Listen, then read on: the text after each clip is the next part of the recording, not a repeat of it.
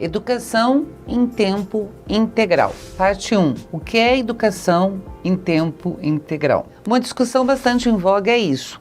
O que é educação em tempo integral? O que é tempo integral? Integral é a ideia de tudo, totalidade. Né? Uma alimentação integral é onde você come tudo da fruta, você come tudo. Integral é tudo. Educação em tempo integral, se você for ao pé do conceito, você vai dizer que é uma educação que acontece o tempo todo. Por outro lado, nós seres humanos, a gente aprende o tempo todo, então a educação integral está acontecendo conosco. Mesmo aqui, eu falando, eu aprendo, a gente aprende sempre. Nós somos seres aprendentes, a gente aprende o tempo todo. Então, por que o termo e o que isso acontece? O que é educação em tempo integral? É aquela que é feita em 4 horas, 6 horas, 8 horas, 12 horas? Como que é? Como que funciona? A nossa lei determina que no ensino fundamental e médio, as crianças, os alunos tenham pelo menos 4 horas diárias efetivas de ensino. 4 horas é o mínimo. Não poderia existir curso de formação do ensino fundamental e do ensino médio menor do que esse tempo. Existe uma carga mínima necessária. A ideia de formação integral seria a ideia de avançar esse tempo, de aumentar esse tempo. Isso seria o que a educação integral teria no seu bojo, teria nas suas definições. Seria a ampliação de tempo dos alunos na escola. Ao mesmo tempo, busca da melhoria da educação com uma formação completa e total e, para isso, uma reorganização de espaços e conteúdos. Eu acho isso ideal. Nossa, que maravilha! As crianças iriam para a escola, teriam um tempo dos conteúdos mínimos essenciais necessários, um tempo para o lazer, para a leitura, para a atividade física, alguns princípios de educações profissionais, e ele teria a educação completa e total e sairia de lá um cidadão melhor. Isso é o perfeito. Porém, conhecendo as nossas escolas, a situação do nosso país, eu pessoalmente acho que as nossas escolas são assim paraísos e os professores são heróis frente ao que é nos dado. A gente consegue fazer e manter o mínimo do recurso disponibilizado para a gente e sabendo que há bastante recurso, né? Então, o problema do nosso país talvez seja a má administração. As escolas, elas não têm só que ficar com os alunos naquele tempo ampliado. Elas têm que oferecer para os alunos atividades de melhoria na educação dele. Eles não podem ficar à toa jogando bola ou fazendo qualquer coisa nesse sentido.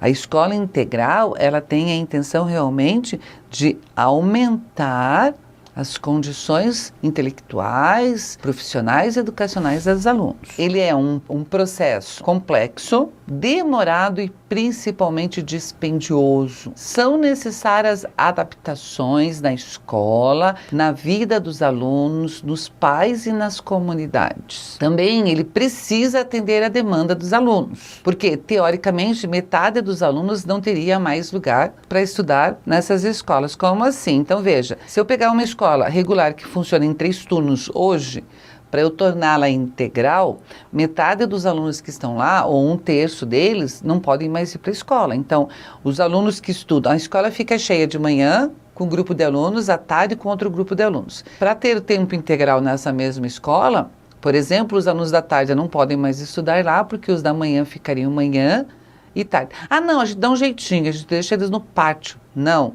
não é essa a ideia. Ah, a gente deixa no ginásio jogando bola que eles gostam. Não é essa a ideia. A gente não é cuidador de criança. Nós somos educadores de criança. Ah, eu não sou projeto social. Projeto social tem a sua conotação, tem o seu valor, mas é outra coisa.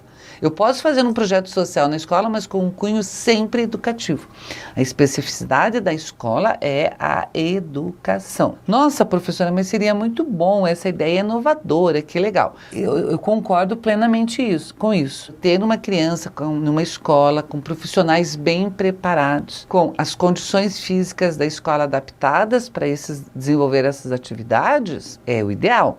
Mas daí a minha pergunta: quando que o real e o ideal se encontra. O MEC fala assim, o Ministério da Educação: a educação integral exige mais do que compromisso. Impõe também, e principalmente, o projeto pedagógico, formação de seus agentes, infraestrutura e meios para a sua implantação. Então, a própria lei reconhece as carências sociais que nós temos. Para isso, precisa investimento. Então, eu penso o seguinte: eu sou totalmente favorável à escola integral, mas há problemas anteriores para serem resolvidos. Primeiro, eu tenho que estar com todas as crianças nas escolas. A pergunta é: há escola para todos? Daí a segunda: essa escola é boa? Nós temos que fazer isso sequencialmente, é a minha opinião. O que é feito? As coisas todas às pressas, pegam-se as crianças, enfiam, coitado dos professores, dos funcionários que não têm condições. Eu vi, por exemplo, uma escola linda, maravilhosa, que funcionava muito bem, que tinha espaços reservados para o lazer, para a arte. Era um prédio mais alto, um andar todo era para a arte, outro andar todo era para o lazer, para a brincadeira, um andar todo era para a alimentação. Daí o que aconteceu? Eles dobraram o número de alunos e tiraram esses espaços para colocar os alunos lá. Eles ficavam mudando, tá? Mas aí a especificidade, daí a qualidade da escola caiu. Então, a gente tem que dar conta de tudo isso. E nós temos que ter consciência disso. Por que eu estou falando? Porque os professores normalmente vão aceitando, vão acatando, o professor, diretor, né, comunidade escolar, vai aceitando e de repente explode. Daí quando explode e dá problema, daí a culpa é da gente. Daí é culpa da escola, daí é culpa da direção, daí é culpa. Então é tomar as rédeas da mão para começar a determinar. Por que eu falo isso? Porque essa ideia da escola integral não é nova, não. Nós temos experiências na nossa história aqui no Brasil que foram maravilhosas, foram fantásticas.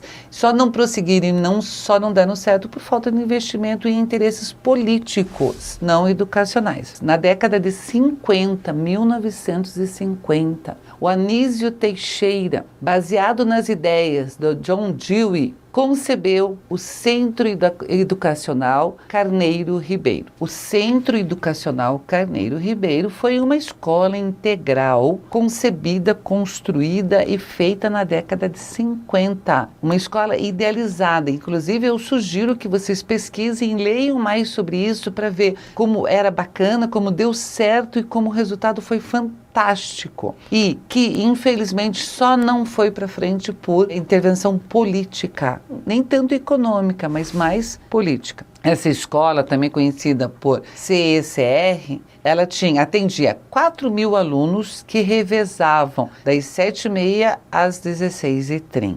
Entre a escola classe por 4 horas e a escola parque por mais 4 horas. Então, a escola era dividida em dois momentos, uma escola parque e a outra escola classe. Então, metade ficava na escola classe e a outra ficava na escola parque. E depois, no outro turno, elas invertiam. Mas veja, espaços preparados para esse tipo de coisa. Além desses ambientes, o projeto previa a construção de uma residência para abrigar 5% do total de crianças consideradas sem lar em regime de internato. Isso seria a verdadeira inclusão. Então, eu tenho aqueles espaços preparados para receber e tenho espaços para as crianças que são consideradas abandonadas, carentes, sem lar, ou as crianças com algum tipo de problema nesse sentido. Os professores tinham uma excelente preparação profissional e um acompanhamento. Eles trabalhavam em tempo integral e as condições de trabalho eram altamente satisfatórias, principalmente em termos salariais. E os professores passavam por cursos de aperfeiçoamento.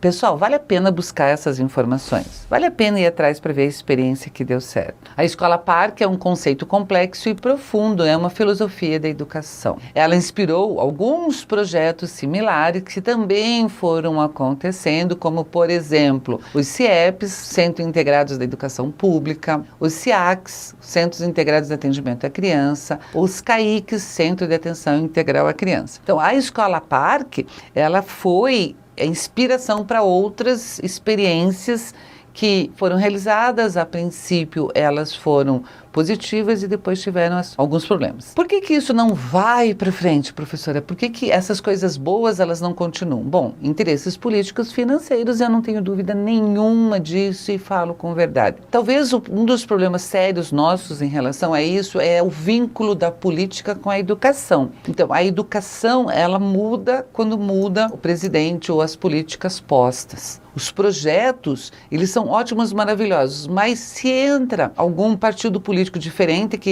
daquele que implementou esse projeto, ele muda, ele transforma. E claro, sem dúvida nenhuma, a busca do lucro, do não gasto com a educação. Isso é um erro, o maior erro da nossa sociedade é esse. Porque se você investir na educação, você vai ter resultados melhores. Mas o conselho que eu dou para vocês, leiam um pouquinho mais, pesquisem um pouquinho mais sobre esse assunto, daí vocês vão entender quais são as vantagens, as possibilidades e as desvantagens e limites colocados nas escolas de tempo integral.